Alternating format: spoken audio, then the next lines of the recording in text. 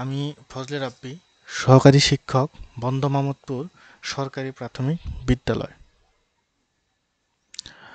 আজকে আমি পঞ্চম শ্রেণীর প্রাথমিক গণিত বিষয়ের সময় অধ্যায়ের অধিবর্ষ, দশক, যুগ এবং শতাব্দী নিয়ে আলোচনা করব।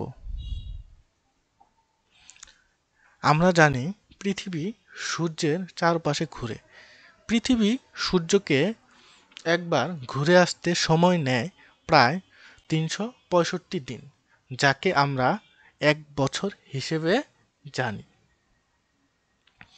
কিন্তু পৃথিবী সূর্যকে প্রদক্ষিণ করতে ঠিক ৩৬৫ দিন নয়, বরং এর চেয়ে কিছুটা বেশি সময় নেয়, প্রায় ৩৬৫ দিন ৫ ঘন্টা ৪৮ মিনিট ৪৭ সেকেন্ড।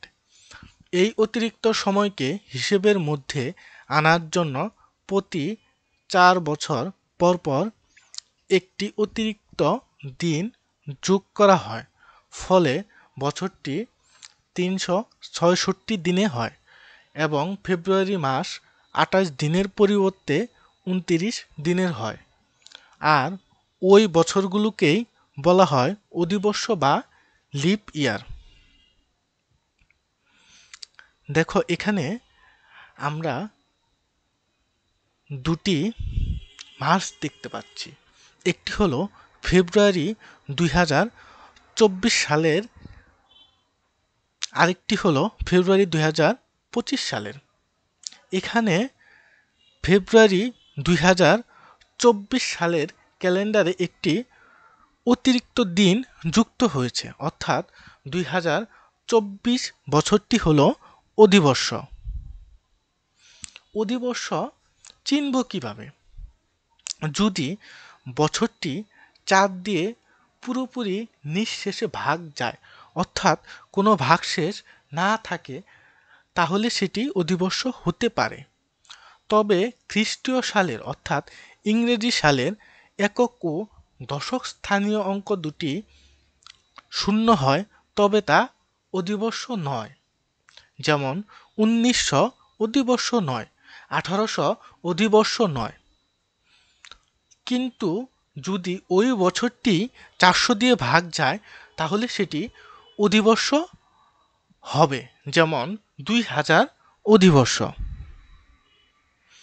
আমরা কয়েকটি উদাহরণ দেখতে পারি। যেমন ২০১৬, ২০১৬কে ৪ দিয়ে ভাগ যায়, এ কারণে ২০১৬ সালটি হলো অধিবর্ষ।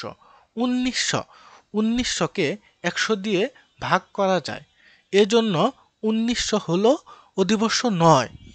আবার ২০০০ হলো অধিবর্ষ, কারণ ২০০০কে ৪০০ দিয়ে ভাগ করা যায়। আমরা আরও কয়েকটি উদাহরণ যদি দেখি, তাহলে দেখতে পারবো ১৮০০ অধিবর্ষ নয়, কারণ ১৮০০কে ৪ দিয়ে ভাগ করা যায়, ১০০ দিয়ে ভাগ করা যায়, কিন্তু ৪০০ দিয়ে ভাগ করা যায় না। ১৯০০ অধিবর্ষ নয়, কারণ ১৯০০কে ৪ দিয়ে ভাগ করা যায়, ১০০ দিয়ে ভাগ করা যায়, কিন্তু ৪০০ দিয়ে ভাগ করা যায় না। আবার ২০০০ অধিবর্ষ, কারণ ২০০০কে ৪ দিয়ে ভাগ করা যায়, ১০০ দিয়ে ভাগ করা যায় এবং ৪০০ দিয়ে ভাগ করা যায়।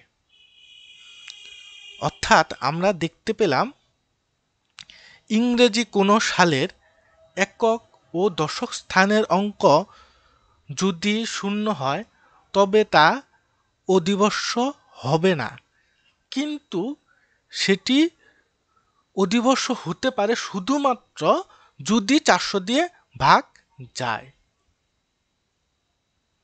দশক, ধারাবাহিক ১০ বছরের সময়কাল হলো এক দশক।